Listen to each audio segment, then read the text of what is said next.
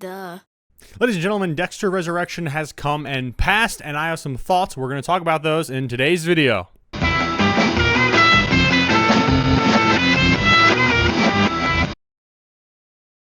Ladies and gentlemen, I have now watched every season of Dexter, which totals 11 seasons. That also includes New Blood and Original Sin. Plus now with Dexter Resurrection, that makes 11, ladies and gentlemen. And boy, oh boy, it's been quite a year since I started this journey, and I've had a great time with it. Now we're going to take this season, we're going to break it into plot points, okay? And we're going to talk about each plot point from each character's perspective, what they're doing, and we're going to rate each of the plot points also as well on a scale from 1 to 10. 1 being similar to stepping on a Lego brick, and 10 being Citizen Kane quality. So, you know, that's really, really high up there. But we're going to talk about those things. If you've not seen my other Dexter reviews, it is going to follow a very, very similar formula to those. So go check those out. But in the meantime, ladies and gentlemen, let's go ahead and dive into Dexter Resurrection. So starting things off, we of course have Dexter's plot point. So what's Dexter up to this season? Well, he's resurrecting. Obviously. In all seriousness, though, this, of course, follows the events of Dexter New Blood, in which Dexter ends the season with getting shot by Harrison, presumably killing him. However, we go to find out that that is not the case. Because of how cold it is in Iron Lake, what happens is he basically just chills there and freezes, and it's able to preserve him to keep his heart rate from slowing down so he doesn't lose as much blood. So the doctors are able to fix him up, and after being in a coma for 10 weeks, he awakens, and we kind of see everything take place. Now, here's a fun fact for you, actually. During this coma is where the flashbacks, or they're now flashbacks, I guess, if you want to think about it. The events of Dexter Original Sin play back in Dexter's mind during this coma. That is very clearly set up in the opening scenes of Dexter Original Sin as well. So that's fun to mention. I figure we're going to tie things together here, but that is that. Dexter wakes up. He needs to know what the heck happened. He thought he was a goner for sure, but it turns out that he is scot-free, and Batista even shows back up, right? We know him. Nothing bad ever happens to Batista, right? Right.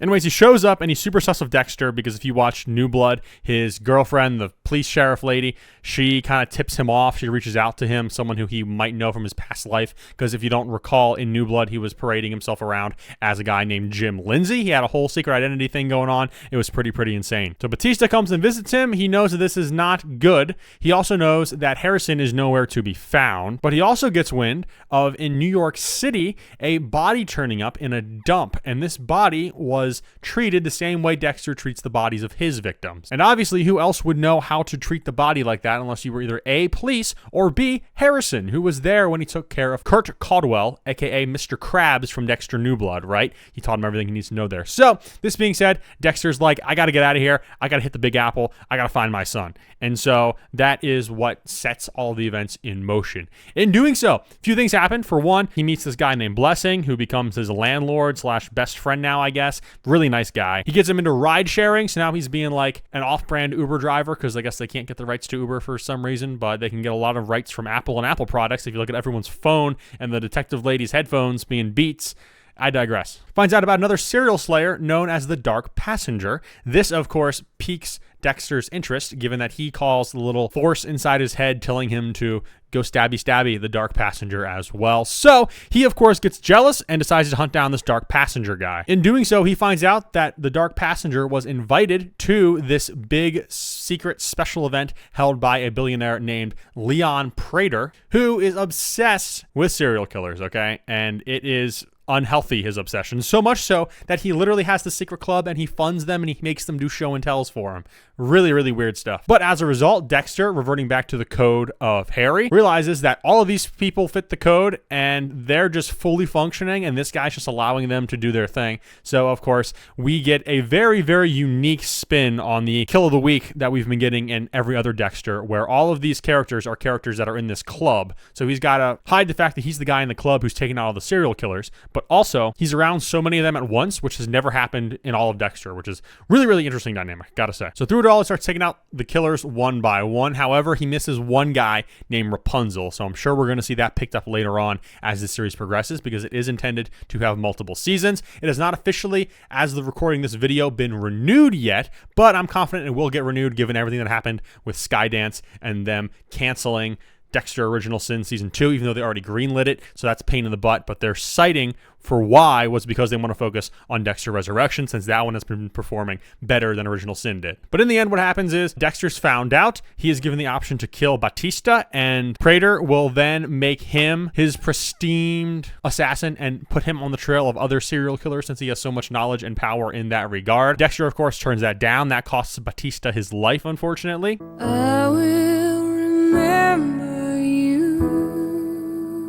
Will you remember me? Don't let you. And in the end, he ends up putting Prater on his table, or would we rather say, back on the Ice Truck Killer's blood drain bed thing, because he's got all kinds of serial killer memorabilia, and that just seems to be the one that he has and he uses. So that's a fun callback, I guess. Puts him on there, finishes the job, and then at the end, last scene, inner monologue while he takes his private charter onto the sea and dumps the body the old-fashioned way. But I want to say most excitingly, and I think this is the thing that's the coolest, is in the end, when he's doing that, when he's taking care of the body, inner monologue is going on, he's really summarizing up all the character development and growth that Dexter had through this season. And I think it's really, really interesting because, like I said, this series is meant to be an ongoing series. It's gonna, I think I heard one of the showrunners say they want it to run for like at least 3 or 4 seasons. So ideally, they're going to continue things. And Dexter basically said this. He thought that the secret was to push everybody away because he's just toxic to people. But that's not necessarily the case, because he's got good relationships with people. And he's got new people to fill the shoes of the people that he used to have before. For example,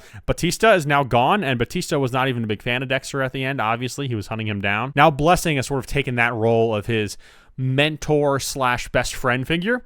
And now with someone like Deb, his sister, gone, who was always his anchor, his ground to reality, the person he would always go to when he wasn't sure what to do, his moral compass, now he has Harrison to fill that role. And so as a result, he leaves the season thinking to himself, you know what? I think I finally have what I need to carry on. And so that's quite an optimistic note. It's far different from Dexter New Blood, where they brought it back just to finish Dexter again, pretty much. This does not feel that way at all, and it feels a lot more optimistic, which is also nice because we haven't really had a whole lot of optimistic endings in Dexter, to be quite honest, as of late. Because if you think back to Original Sin, what happened was, knowing that it's a prequel, we had a good ending, but we know what's to come, especially with the whole ice truck and everything like that. And it's just like, it's a nice ending for now, but we all know how this is going to end up. Meanwhile, in this one, we actually have what I think to be a genuinely optimistic look into the future. There are a few plot holes, few things that did not get tied up nicely, which I'm hope and pray will get picked up in season 2, but we'll have to wait and see for that. But overall, Dexter's plot, I think, was really good this season. He had some really, really good stuff going on, some really compelling stuff, and I give it a solid 8 out of 10. By the way, ladies and gentlemen, I'm K-Swope, in case I didn't introduce myself there. If you like this video so far, want to see more Dexter content or more reviews and commentary videos in general, hit that subscribe button. I'd love to see that. And if you like this video so far, thumbs up would also be appreciated. But in the meantime, let's keep chugging along, and let's talk about Harrison. Very important character in the Dexter mythos. He kills somebody, and that's kind of what sets the motions of this series up, which is very, very fascinating. As I'm sure you remember, in Dexter New Blood, we kind of see those killer tendencies inside Harrison. He carries a straight razor because that's what Trinity Killer used on his mom. We don't see that in this series at all, which I'm kind of disappointed by because I thought that was a really, really interesting dynamic, to be quite honest. So basically, he spends most of the early episodes trying to get away with murder, pretty much. Now, he did it not in self-defense, but to defend someone else who was going to get advantage taken of them. So it's very, very fascinating, and there's more on that later that we'll get into. But essentially what happens in the 10 weeks that Dexter had his coma is that Harrison gets his GED because he's, I guess, afraid to go to high school because that's going to, they're going to track him too much. He starts working at a hotel in New York. He makes friends with one of the cleaning ladies who lets him stay in vacant rooms every night because he doesn't have a place to be. So he just goes in there, cleans up after himself, and no one's the wiser. When the police find what's left of the guy who tried to take advantage of the poor woman, Harrison has to start playing things defensively, and things get a little convoluted from there, but eventually, thankfully, thanks to his own father, he is able to throw the police off of his scent. Once things kind of cool down for him, Harrison starts thinking about his future, what's next for him, that kind of thing. And he decides, hey, you know what, maybe I'll enroll in college. And he even decides to go into some form of criminal justice. He decides this after talking with Dexter because Harrison thought, okay, I have this bad, dark passenger in me. I want to do the same things that my dad does. But then Dexter realizes that, maybe you don't. Maybe you don't have to, because clearly he does not have the urge, okay?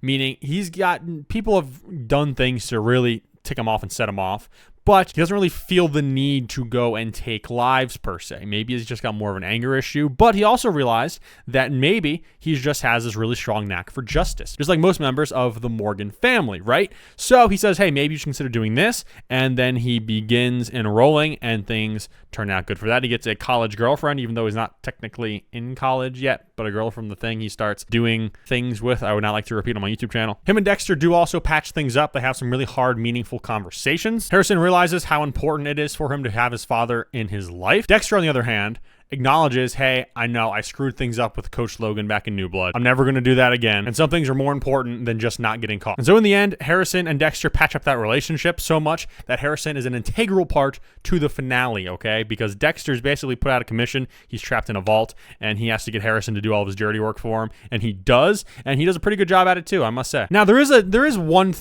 specific thing that I don't like in this season with Harrison. It is that they set up this friend of his, okay, the cleaning lady at the hotel, and the whole relationship. She has a son. They live in a crappy apartment. They have a crappy landlord. There's mold in the kid's closet, which is really bad, causing him to have some form of asthma-like reaction that he wasn't taking care of. There's kind of like a small subplot with that over the course of, I don't know, 2 or 3 episodes maybe. And you just feel like that's going to build to something, and it really doesn't build to much at all. And so that kind of stretches through everything. But I figure talking to Harrison here, that's the important thing. I also thought that him and this friend of his were going to get together, and they didn't, but I feel like they would make a really good couple. So I don't know if that's a plot thread they're going to pick up sometime later. I'm really not sure. His college girlfriend does seem kind of trashy in my opinion, so I obviously am not a big fan of that relationship. So I kind of want to see, can't remember the lady's name, so I apologize, but his hotel friend lady, I'd rather see them as a couple. But overall, decent story, decent stuff, very, very decent. I'm going to give it a 7 out of 10.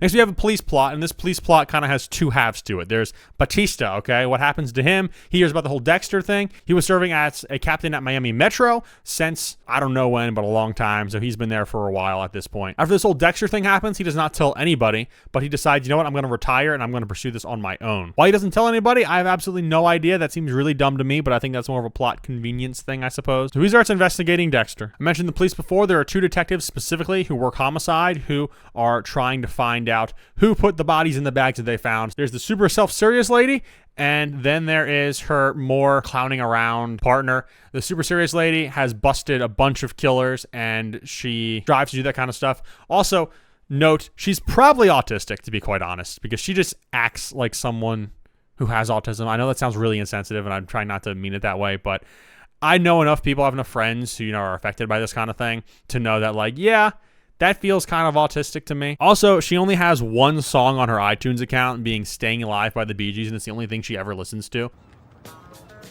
We have body parts to find.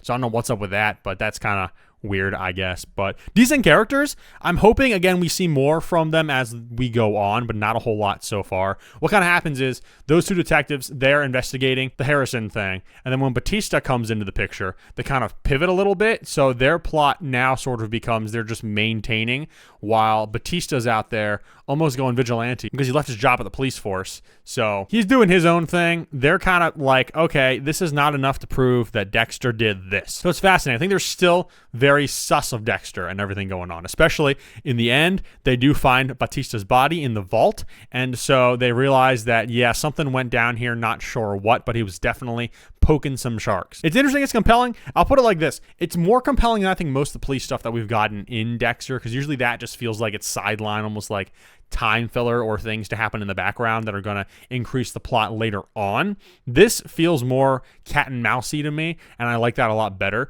So although it's not the most exciting thing, I think it's definitely more compelling than most of the police stuff that we do see. So I'm going to give that a 7 out of 10.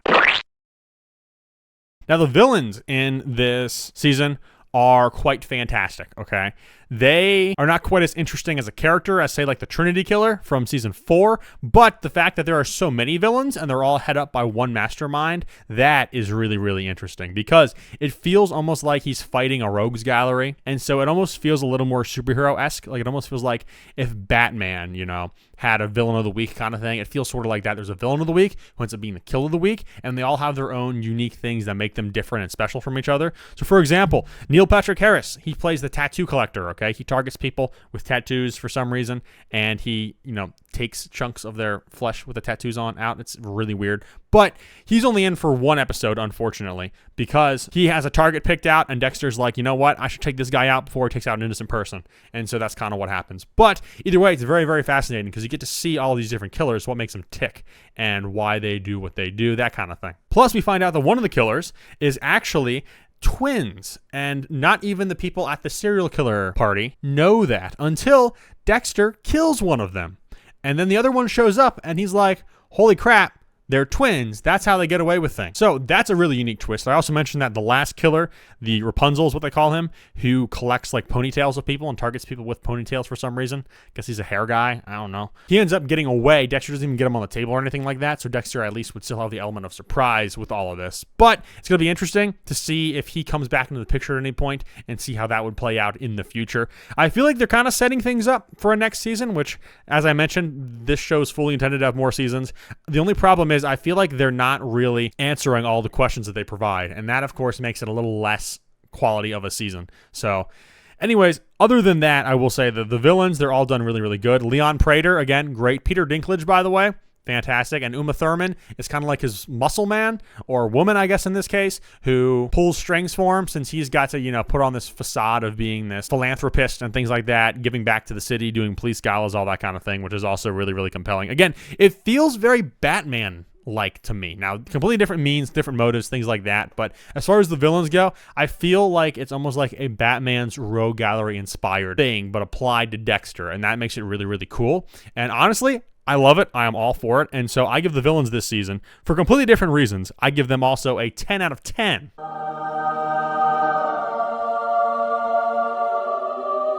Now, we do have a few notes from this season, and the only note that I have is that Dexter surviving after what happens between New Blood and this feels way too convenient, and everything that kind of happens afterwards feels convenient because his former girlfriend, who was the sheriff of Iron Lake, she basically just leaves, her and her daughter leave, and they just kind of cut off, and she just leaves a note for Dexter at the end, and I'm like, that's way too convenient because you just spent almost the entirety of last season of television that we saw you busting Dexter, and that was like the one thing you wanted to do, and now all of a sudden you just totally change that. You make a complete 180. And then they also acquit Dexter of anything that they assumed him to have done, which it was a lot. Like Logan, they say, oh, that was self-defense, even though no, it was not self-defense. Not really. It was just for you to get out of jail. So I got some issues with that. I know they had to do some things in order to get this show to get off the ground. And it's interesting the way that Hollywood goes. I don't know if I can blame anyone specifically except for the people who want to make money. But generally, other than things like that, I mean, it was a pretty good season overall, okay? So I have that problem. It's probably my biggest problem with it, other than a few loose plot threads that I feel like are plot holes, things that they don't quite address, or storylines I don't think are quite finished off. But either way, bringing it back in the end, I am very, very excited to see what happens in another season of Dexter Resurrection, given that we get one. And this season was pretty good. I'm not going to be one of those people who says that this is the greatest season of Dexter of all time. However, it is on par with the best seasons of Dexter, and that makes me feel really, really good, and that's why I'm so optimistic to see where this series is going to continue off and go. That being said, ladies and gentlemen, overall, I give Dexter Resurrection an 8 out of 10. Now, you might be thinking to yourself, where do I rank this among the other seasons of Dexter? Well, ladies and gentlemen, you are in luck because coming out shortly, we are dropping this, which is going to be the supercut of all of my Dexter reviews. I'll have a few bonus things in there, too, between a couple of the seasons, and I'm going to be ranking every season at the end as well. So go check that out if it's not out yet already. But that, ladies and gentlemen, is going to end things for me. Thank you guys all for watching. I'm K-Swope, and I will see you in the next one.